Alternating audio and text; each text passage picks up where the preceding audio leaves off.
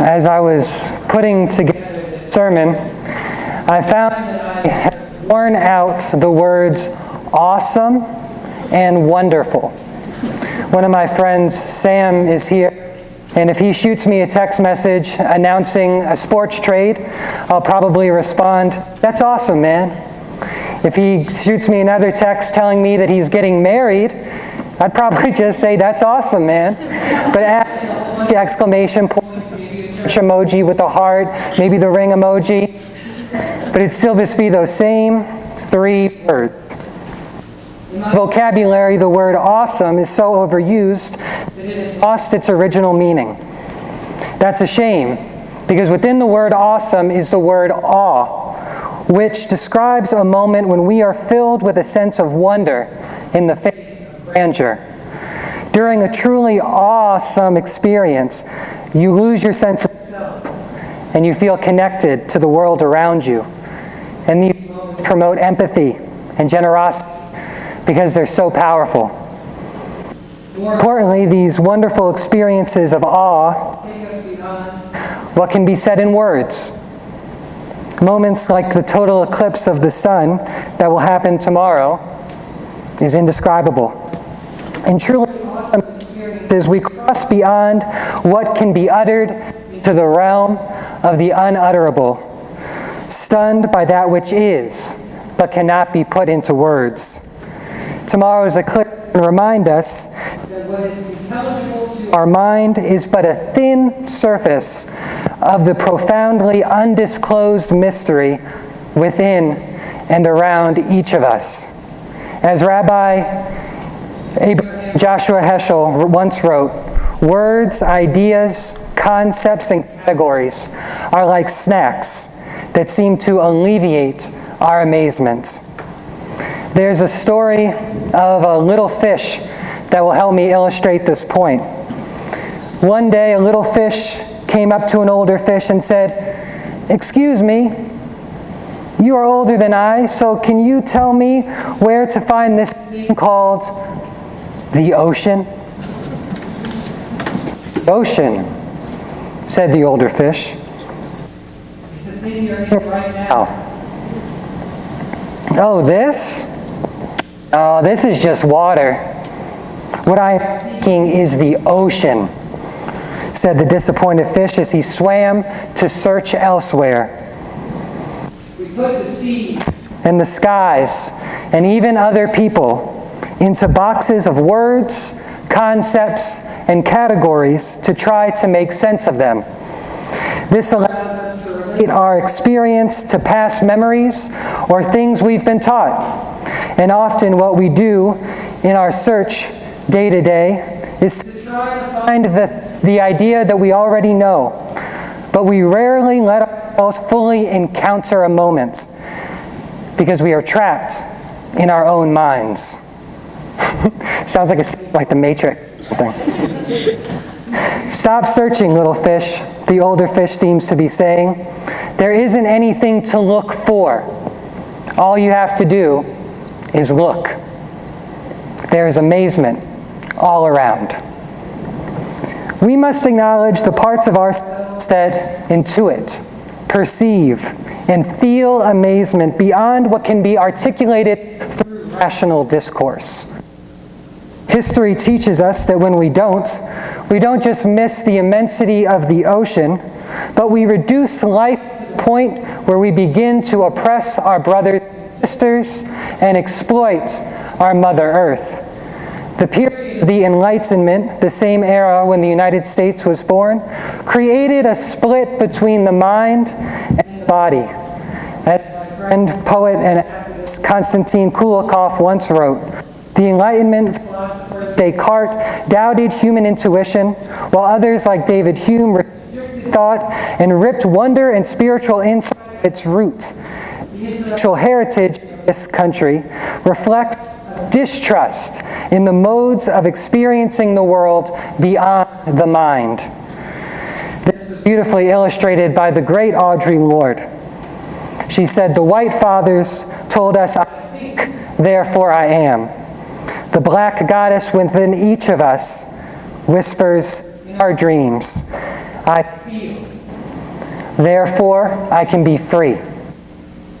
Science and philosophy have made great contributions to our understanding of ourselves and the world around us. However, with intuition and feeling, the mind becomes from the soul. This fracture has created philosophies that attempted to justify America's original sin, slavery, later Jim Crow, and led to pseudosciences like eugenics, which supported Nazi ideologies. With our souls, we feel and perceive that life is stronger than concepts. The world is more than words, and each of us is a lot more than we've been told that we are. As Psalm 8 says, in God, women and men become like angels, crowned with luminous presence. The psalm speaks of us as being one aspect of the unsayable name that covers both heaven and earth. The souls within us stand in wonder and awe when we are shocked back into the awareness that what we think we understand, though important, is not the core of reality. We are citizens, all of us, each and every one of us, of two realms. In one, we measure and often exploit reality. And in the other, we are faced with what is beyond our knowing, and we are left no choice but to be filled with a state of wonder and awe. The New York Times article, The Total Eclipse, have been a joy to read this week. The scientists write as though they are inhabiting both the realm of the rational and the realm of wonder and awe. With one foot in each, the scientists sound like poets and mystics, and they all agree that the partial eclipse cannot be compared to the full eclipse. It's the difference between lightning and a lightning bug. It's the difference between kissing somebody and marrying them. It's the difference between flying in an airplane and falling out of an airplane. In the excitement of trying to convince the world to see the full eclipse, other scientists sound like teenagers trying to peer pressure. You don't know it until you try it. To describe the solar eclipse is like trying to use words to talk about God. So I've given you a double portion of inadequacy this morning in this sermon. And that's trying to say that you've seen a full solar eclipse without being there is like staring at the front of your bulletin and telling your friends that you saw a solar eclipse. There are anecdotes in the articles that did fill me with wonder. The most awe-inspiring aspect of the eclipse is how creation instantly reacts once the earth is cut off from the sun. The New York Times describes it as the luminous umbilical cord, 8 minutes and 19 seconds long, the time it travels, the time that it takes light to travel from the sun to earth, which sustains all life. And when that umbilical cord is cut, and the sky becomes dark, because the moon is passing over the sun, life responds instantly.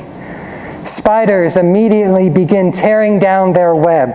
Photosynthesis in plants plummets to 1/5 of its typical rate, and almost all of the animals become completely silent. Even the direction of the wind changes during the full eclipse. People across America will not be staring at their phones or their calendars, but up to the sky, hoping to experience a moment beyond anything they've ever lived before. If you manage to during a complete solar eclipse, I'm not really recommending that, you will notice a diamond ring of light around the sun. The corona, the outer layer of the sun's atmosphere, will be visible in the sky. This aura of plasma is always there, and we feel its heat every day. But only under these specific conditions do we see it.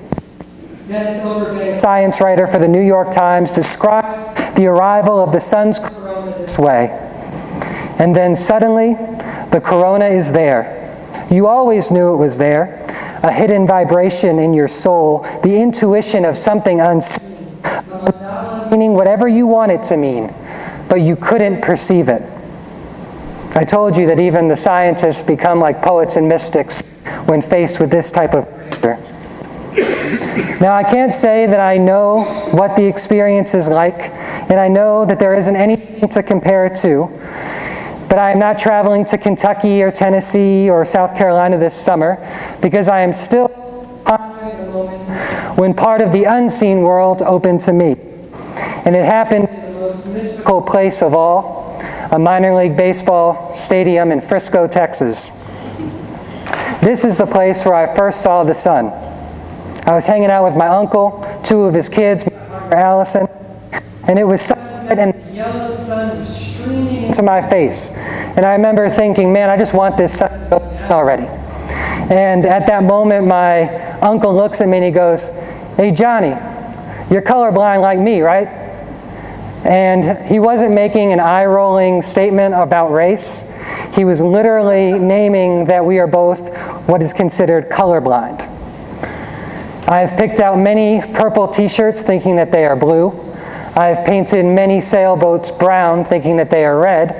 And if you ask me, what color is this? You will be asking me my least favorite question in the entire world. So, when he gave me this offer, I took the glasses and I put them on my face. And all of a sudden the whole sky was filled with reds, yellows, and oranges that I had never seen before. "Johnny, what you think? Johnny, what you think? Johnny?" Just staring there, glasses on. I didn't say a word. The sky I thought I knew, the sky I had seen my whole life, was so much more than I could have ever imagined. Part of me wanted to start doing on this poetry, but filled with this sense of awe, I felt like I would be betraying the moment to produce it. All I could do was drink it in and realize that though I had been staring at the sky my entire life, I didn't know the sky at all. My mind stopped trying to compare it to other sunsets, but my heart did not stop pounding. Something deep down in me was responding to the majesty before me. It was like I was in love. I didn't want that inconvenient sun to disappear anymore. I wanted to hold on to it forever. The moment was fleeting, must have lasted only a couple minutes, about the same amount of time as this total eclipse will fall on a path across America. But it didn't matter. There's something awakening deep within me. The black goddess in me whispered, "I feel, and therefore I can be free." My soul was free to love the sun, and all I could do was appreciate it. The sun was not just the sun. It was the giver of life, the sustainer of earth. The sun was the light. In my awe, I probably thought, is the sun God? No. But the sun, like the eclipse, like any old tree, like any lily in the valley, or bird in the sky, is vibrant with a surplus of meaning. Each part of creation means more than they are in themselves. Rabbi Heschel writes, "All of creation is part of a score of eternal music. Reason explores the laws of nature, trying to find the scales without grasping the harmony, while the soul that comes alive in moments of wonder searches for the song." These moments when everything seems flooded with meaning make me feel like Eponine in Les Mis. "In the rain, the pavement shines like silver. All the lights are misty in the river." The soul gives us the urge to sing for all things. But when left with only the mind, the soul's gone, and the river's just a river. When we open ourselves to wonder, we fall in love with the world. It's not that every tree will be the tree of life, or every person will be like angels crowned with luminous presence, but the moaning and groaning that fills our days may be interrupted with a little more singing. Our personal problems will not all go away, that we might get out of our way enough to be amazed by all that we are connected to. And we may not see God face to face, but we may realize that in and around all things is a realm of the unseen. Wonder awakens love. And as the Apostle Paul wrote to the church in Corinth, love never ends. But for prophecies, they will come to an end. As for tongues, they will cease. As for knowledge, it will come to an end. For we know only in parts, and we prophesy only in parts. But when the complete comes, the partial will come to an end. When I was a child, I spoke like a child. I thought like a child. I reasoned like a child. When I became an adult, I put an end to childish ways. For now we see through a glass dimly, but then we will see face to face. Now we know only in parts. Then we will know fully, even as we have been fully known. And now faith, hope, and love abide, these three. And the greatest is love. We are citizens of two realms. In one, we analyze and we try to make sense of reality. And in the other, we stand in awe. When we let our souls come alive in wonder, we fall back in love with life and begin to cross the endless shore that lies beyond the logical. If we want to build the kingdom of God, a realm of peace and justice here on earth, it might just start with a song. The soul is waiting to sing the song that will order your steps and fill our lives with wonder. Amen.